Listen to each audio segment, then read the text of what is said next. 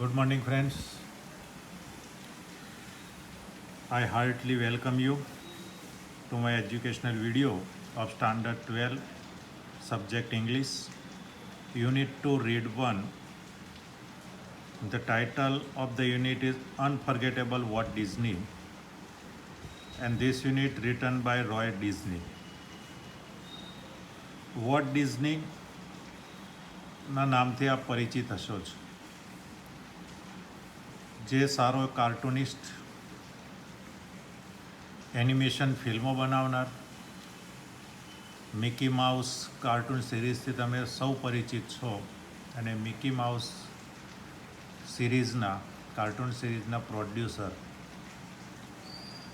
Animator એટલે Walt Disney અને એમના ભાઈ છે રોય ડિઝની. વોટ ડિઝનીના જીવન ચરિત્ર રજૂ કરતા આ યુનિટનો આપણે અભ્યાસ કરીએ એ પહેલાં ઉપર પ્રીટાસ્કમાં બી ધ બેસ્ટ નામની એક પોયમ આપેલી છે, જે તમે 10મા ધોરણમાં અભ્યાસ કરી ચૂકેલા છો. બી ધ બેસ્ટ મતલબ કે ઉત્તમ બનો. જે કંઈ પણ બનો, જે કંઈ ક્ષેત્રમાં તમે કામ કરો એમાં તમારું બેસ્ટ આપવાનું, ઉત્તમ બનવાનો પ્રયત્ન કરો. અને એવો જ એક ઉત્તમ વ્યક્તિ, એક great cartoonist, great producer of animation film Walt ડિઝનીની એ વાત કરીશું આપણે. My brother Walt is no more. No more મતલબ કે જીવતા ન હોવું. મારો ભાઈ વોટ જીવતો નથી. Yet his influence linger like a living presence over the studio.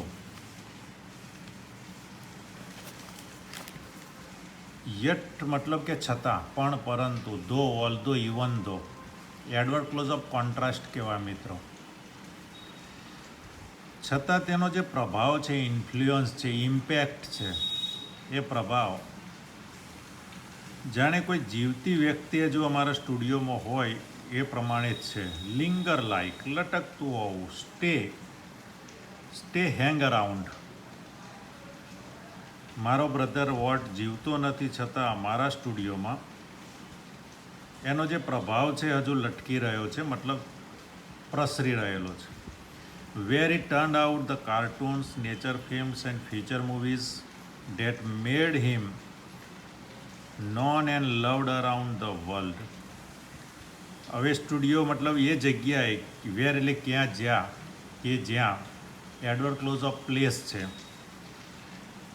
કે જ્યાં તેને કાર્ટૂન્સ ફિલ્મ બનાવી, નેચર ફિલ્મ બનાવી, ફ્યુચર મૂવી બનાવ્યા, અને બધા જ કાર્ટૂન્સ મૂવીઝને કે જેને તમે જાણો છો, અને સમગ્ર વિશ્વમાં એને ચાહના મળી. Even now as I walk around the studio crew. આજે પણ, ઇવન નાવ મતલબ આજે પણ, જ્યારે પણ હું સ્ટુડિયોમાં ચાલતો હોઉં છું, ચક્કર મારતો હોઉં છું, વોક અરાઉન્ડ, આજુબાજુ ફરવું, I half expect to encounter that tall country boy figure head bowed in thought about some new project. તો મને એવો આભાસ થતો હોય છે, હાફ એક્સપેક્ટ મતલબ ભાસ થવો, કે એક ઊંચો ગામડિયન ટાઈપનો છોકરો, કન્ટ્રી બોય, દેશી, head bowed in thought about some new project, પોતાનું માથું નીચું રાખીને અને વિચારોમાં મસ્ત, ઇન થોટ, નવા પ્રોજેક્ટના વિચારોમાં મસ્ત પોતાનું માથું નીચું રાખીને એક ઊંચો કન્ટ્રી બોય ને મારો આભાસ થાય છે જ્યારે હું સ્ટુડિયોમાં ચક્કર મારતો હોઉં છું. What was so much the driving force behind all we did, from making movies to building Disneyland, that people constantly mention his name as if he were still alive. What અમારી પાછળનો એક ડ્રાઇવિંગ ફોર્સ છે, મતલબ અમને હંમેશા ગાડી હંકારનાર એક સારથી તરીકેનું વોટે કામ કરેલું છે કે અમે જે કંઈ વસ્તુ અત્યાર સુધી મૂવી બનાવી, કે ભાઈ ડિઝનીલેન્ડનું નિર્માણ કર્યું અમેરિકાની અંદર. ડિઝનીલેન્ડ જેમ આપણે અહીંયા એસએલ વર્લ્ડ છે બોમ્બેમાં, એ એસએલ વર્લ્ડ એ ડિઝનીલેન્ડની કોપી છે. પણ સૌ પહેલો જો પ્રોજેક્ટ એવો એને વિચારમાં આવ્યો હોય તો એ વોલ્ટ ડિઝનીને હતો. તો ડિઝની ઉપરથી ડિઝનીલેન્ડ, આ બધું જે મૂવી બનાવે, ડિઝનીલેન્ડ બનાવે, બધાના જ સારથી તરીકે અમારું એક ડ્રાઇવિંગ ફોર્સ, એક તાકાત વોટ હંમેશા રહેલો છે કે લોકોએ સતત એનું નામ જાણે કે તે હજુ જીવતો હોય એ પ્રમાણે ઉચ્ચારેલું છે. મતલબ વોટ ડિઝની મૂવીઝ એના બધા જોવાથી લોકોને એવું લાગે છે કે હજુ તો વોટ જીવતો છે, એઝ ઇફ, જાણે કે. અને એઝ ઇફ સાથે હંમેશા જે કરતા હોય એ કરતાની સાથે વેર જ આવે. એઝ ઇફ વેર,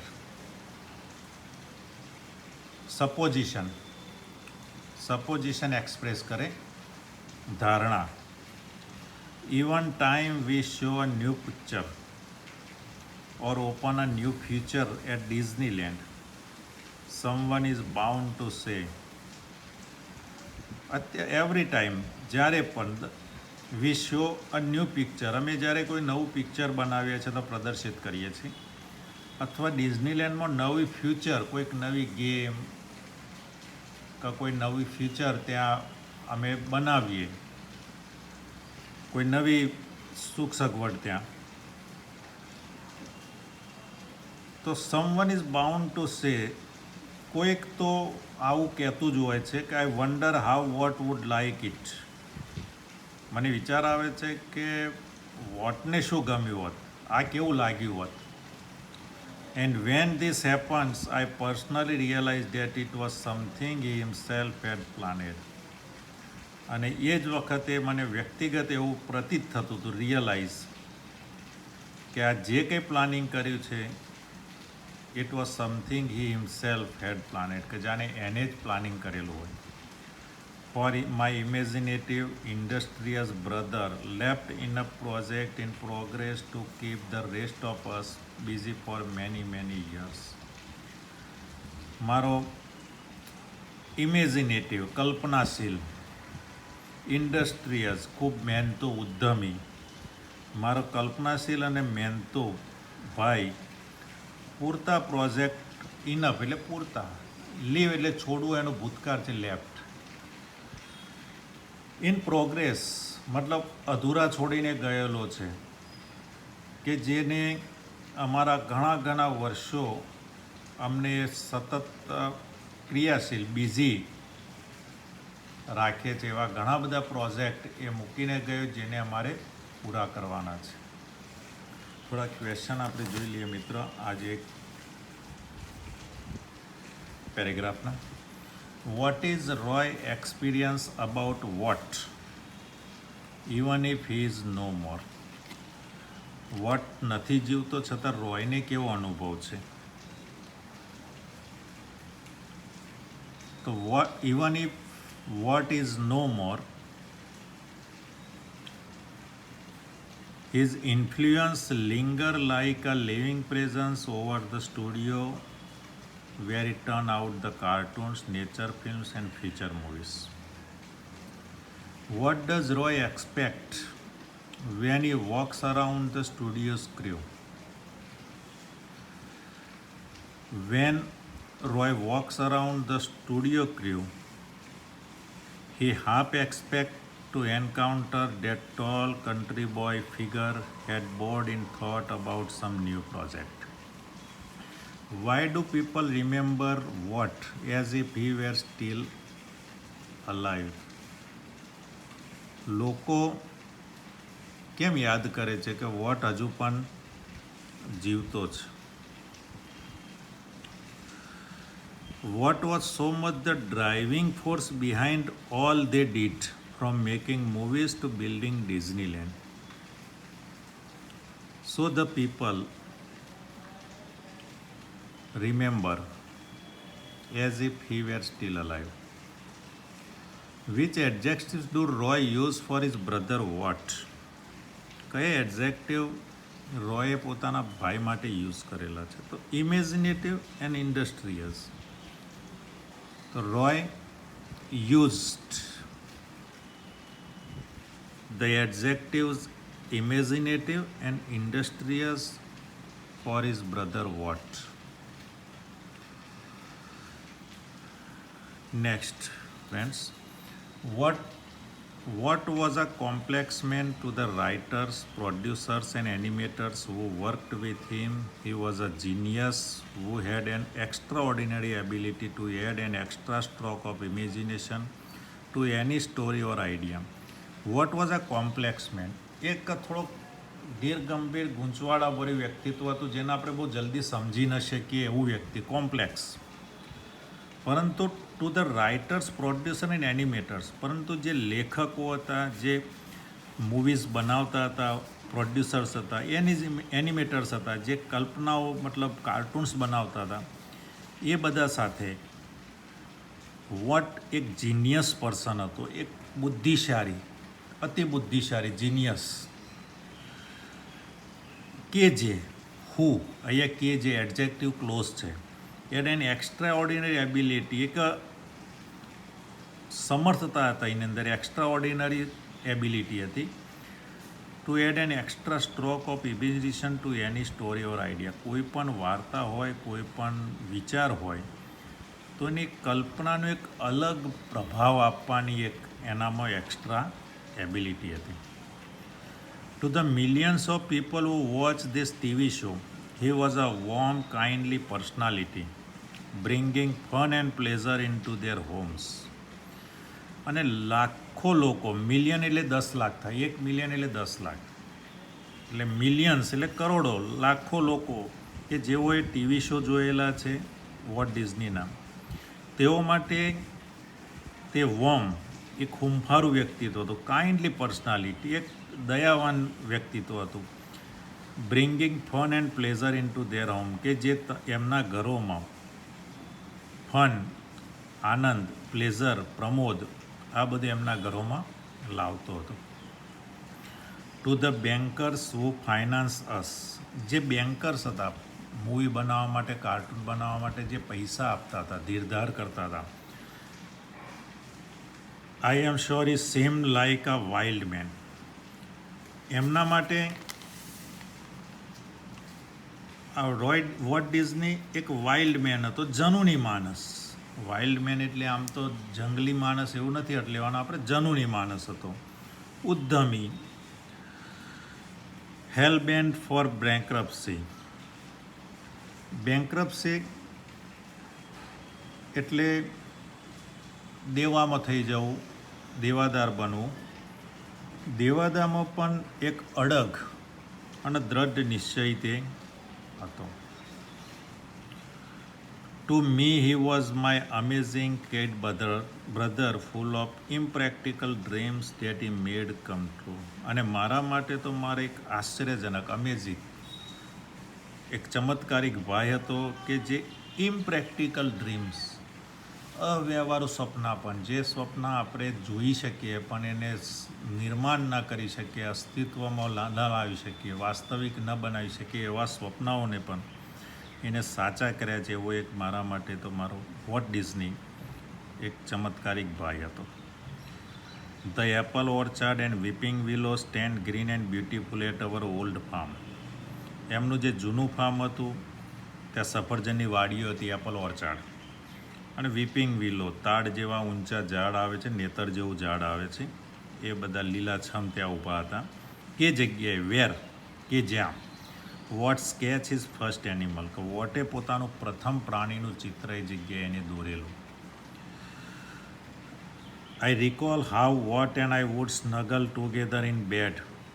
મને યાદ આવે છે, રિકોલ એટલે પાછળની વસ્તુ યાદ આપવી, રીકેપ જેને કહી શક્યા હોય, કે હું ને મારો ભાઈ વોટ બંને કઈ રીતે એક જ પલંગની અંદર એકબીજાને બાથમાં લઈને સૂતા હતા. સ્નગલ, એકબીજાને લપાઈને સૂઈ જવું. And hear the haunting whistles of a locomotive passing in the night. રાત્રે અમારા ઘરની બાજુમાંથી પસાર થતી રેલવેની બીક લાગે તેવી વિસલ, હોન્ટિંગ એટલે ભયાનક બીક લાગે તેવી વિસલ અમે સાંભળતા હતા. મિત્રો, આના ક્વેશ્ચન્સ જોઈ લઈએ પેરેગ્રાફના. What was a striking thing about Walt વિશેની ખાસ વસ્તુ કઈ હતી? તો vote was a genius who had an extra ordinary ability to add an extra stroke of imagination to any story or idea. How was what for millions of people, કરોડો લોકો માટે, લાખો માટે વોટ કેવો હતો? તો vote was a warm kindly personality bringing fun and pleasure into their homes for millions of people. Walt was what for different people, બીજા લોકો માટે વોટ કેવો હતો? તો Walt was a complex mess, but to the writers, producer and animators who worked with him, he was a genius who had an extraordinary ability to add an extra stroke of imagination to any story or idea. Where did what start sketching? વોટે ચિત્ર બનાવવાનું ક્યાં શરૂ કર્યું? તો Walt started sketching at his old farm. The farm was near the railway track. True or false? Railway ટ્રેકની નજીક હતું એનું ફાર્મ? તો yes, true. Walt liked trains very much blank only his childhood throughout his life. વોકને train બહુ ગમતી હતી એના ફક્ત બાળપણમાં જ કે સમગ્ર જીવન દરમિયાન? તો થ્રુ આઉટ હિઝ લાઈફ. મિત્રો, નેક્સ્ટ વિડીયો હવે પછી મોકલીશ. આ ક્વેશ્ચન્સના આન્સર મારા પર્સનલ નંબર ઉપર તમારે મોકલવાના. Thank you very much and good bye. Have a nice day.